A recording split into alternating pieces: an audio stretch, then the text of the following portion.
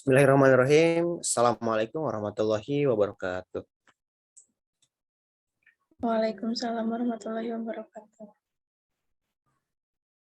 Puji dan syukur, marilah kita panjatkan kehadirat Allah, salawat serta salam. Marilah kita curah limpahkan kepada baginda kita Nabi besar Muhammad Sallallahu Alaihi Wasallam, kepada para sahabatnya, para tabiin tabiatnya. Semoga kita mendapat syafaat di hari kiamat kelak. Baik, alhamdulillah. Pada kesempatan kali ini kita bisa berjumpa dalam presentasi dan saya di sini akan menjelaskan materi mengenai model pembelajaran contextual teaching and learning. Dan tidak pula juga dengan dosen pengampu saya yaitu Dr. Sitiono MPD. Di sini ada anggota kelompok. Yang pertama ada saya sendiri, Alwan Fauzan Maulana, ada Zakia Salsabila, dan juga Zulfa Zapinatun Najah Medina. Ini ada beberapa tabel konten yang akan kami jelaskan untuk pertemuan presentasi kali ini. Yang pertama, sejarah kontekstual teaching and learning. Pembelajaran berbasis kontekstual diusulkan oleh John Dewey pada tahun 1916 yang menyarankan agar kurikulum dan metodologi pembelajaran dikaitkan langsung dengan minat dan pengalaman siswa. Dewey tidak menyetujui konsentrasi pembelajaran pada pengembangan intelektual terpisah dari pengembangan aspek kepribadian. Dewey juga tidak menyetujui dijauhkannya kegiatan pembelajaran di sekolah dengan kegiatan di dunia kerja dan di dunia nyata sehari-hari. Oleh karena itu, model pembelajaran kontekstual atau CTL telah jauh dikembangkan oleh ahli-ahli. Salah satunya adalah seperti yang dikatakan Dewey, bahwa model pembelajaran ini dikembangkan pada tahun 1916 yang ia sebut dengan learning by doing. Kemudian tahun 1970-an konsep model pembelajaran kontekstual ini lebih dikenal dengan experiential learning. Kemudian era tahun 1970 sampai dengan 1980 lebih dikenal dengan applied learning. Pada tahun 1990, model pembelajaran kontekstual ini dikenal dengan school to work. Kemudian pada era tahun 2000-an, model kontekstual ini lebih efektif digunakan.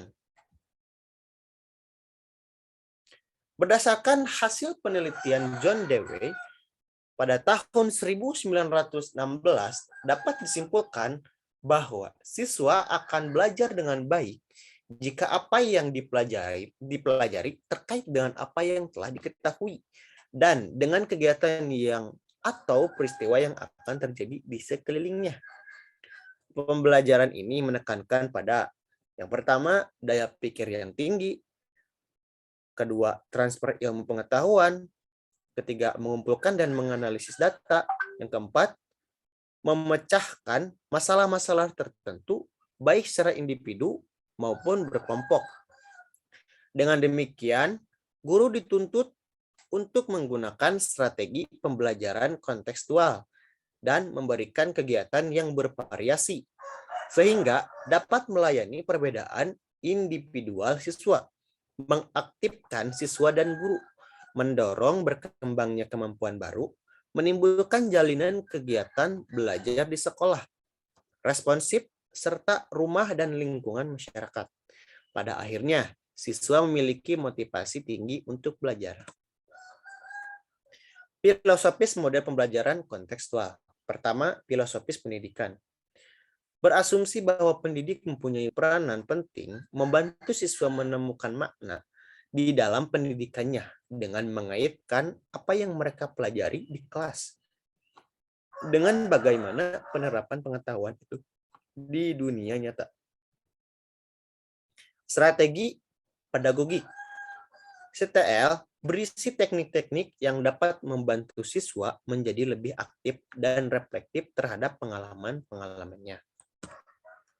Baik, untuk materi kedua, yaitu karakteristik contextual learning, teaching and learning, akan disampaikan oleh teman saya, yaitu Zakia Salsabila. Kepadanya, saya persilahkan. Baik, bismillahirrahmanirrahim.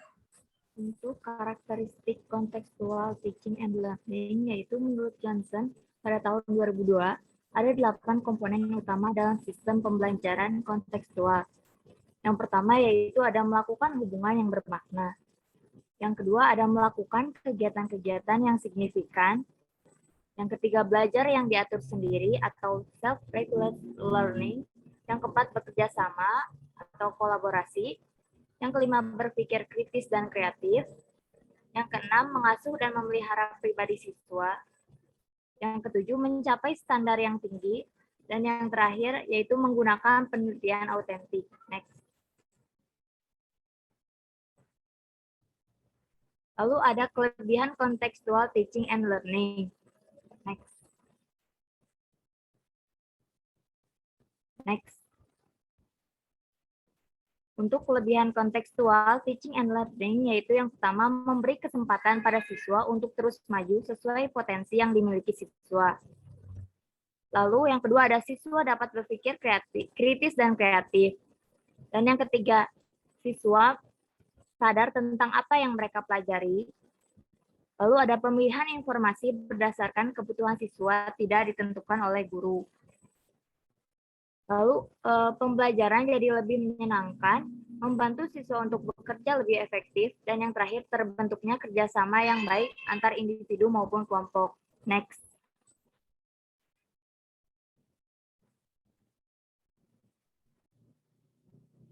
Untuk materi selanjutnya akan dipaparkan oleh rekan saya. Kepada Zulfa Safinatun, saya persilahkan. Baik, selanjutnya ada keterbatasan kontekstual teaching and learning atau CTL. Model pembelajaran CTL memiliki keterbatasan pembelajaran kontekstual antara lain, yang pertama, bagi guru kelas. Guru harus memiliki kemampuan untuk memahami secara mendalam dan komprehensif tentang konsep pembelajaran kontekstual itu sendiri. Potensi perbedaan individual peserta didik di kelas, beberapa pendekatan pembelajaran yang berorientasi kepada aktivitas peserta didik, dan sarana, media, alat bantu, serta kelengkapan pembelajaran yang menunjang aktivitas peserta didik dalam belajar. Yang kedua yaitu sedangkan bagi peserta didik, yakni inisiatif dan kreatif dalam belajar, memiliki wawasan pengetahuan yang memadai dari setiap mata pelajaran, adanya perubahan sikap dalam menghadapi persoalan, dan memiliki tanggung jawab pribadi yang tinggi dalam menyelesaikan tugas-tugas. Next.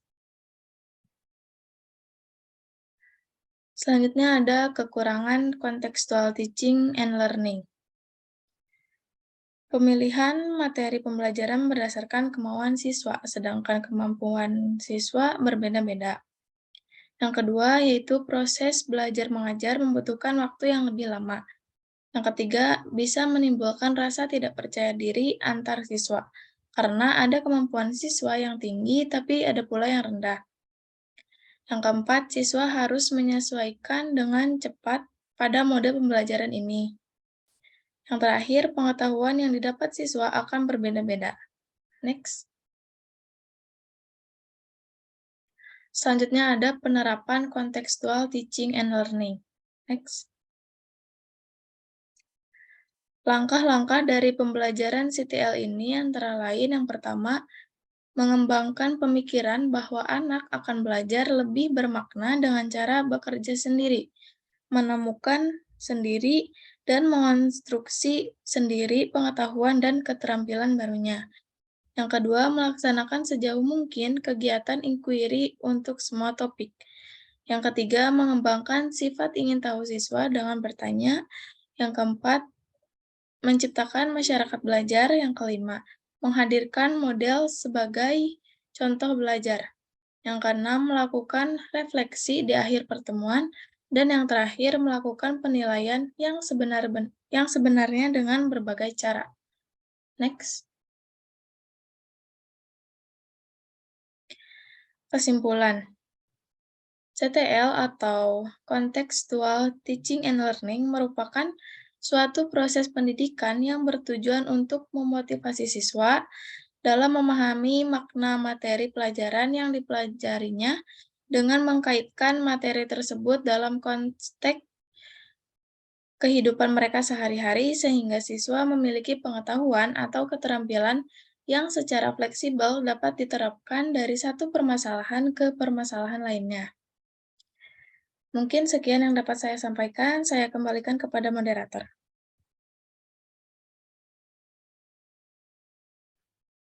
Baik, mungkin hanya itu yang bisa kelompok kami sampaikan mengenai model pembelajaran contextual teaching and learning.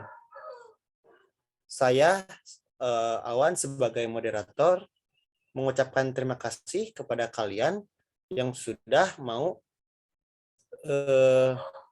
memperhatikan materi yang kami sampaikan. Saya tutup. Wabillahi taufiq wal hidayah. Assalamualaikum warahmatullahi wabarakatuh. Waalaikumsalam warahmatullahi wabarakatuh.